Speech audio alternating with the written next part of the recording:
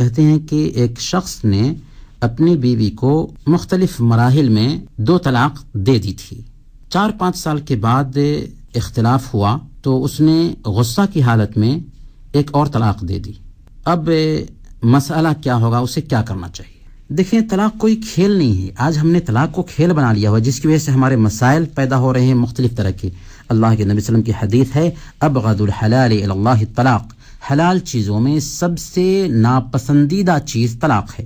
انہوں نے ایک طلاق دی، سوچا نہیں، دوسری طلاق دی، سوچا نہیں، یہاں تک کہ تیسری طلاق بھی دے دیا. اب تیسری طلاق کے بعد میں رجوع کا حق نہیں رہا.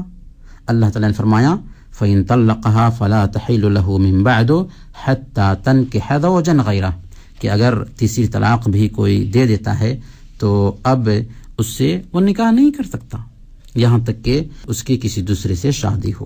لیکن شادی اس لیے نہیں کہ حلالہ کے لیے، بلکہ شادی شرعی ہونی چاہیے جس میں ہمیشہ کے لیے ساتھ نبھانے کا وعدہ ہو.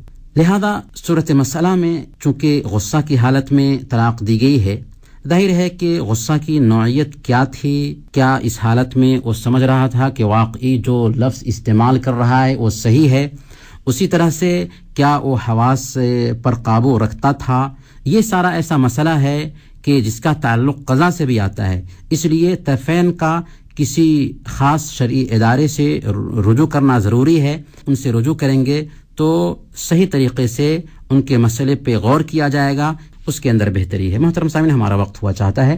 انہی چند کلمات کے ساتھ ہم آپ سے رخصت ہوتے ہیں. اگلے ہفتہ انشاءاللہ مزید سوالات کے جوابات کے ساتھ ملیں گے. تب تک کے لیے اجازت دیجیے. وصلی اللہ علی نبینا محمد وعلی آلہ وصحبہ اجمعین. هذا القرآن يوحدنا لطريق الخير يوجهنا الله تعالى أنزله ورسول الله معلمنا. ریڈیو کویت کی اردو سیاست سے ابھی آپ سن رہے تھے دینی پروگرام باتیں جن سے زندگی سنورتی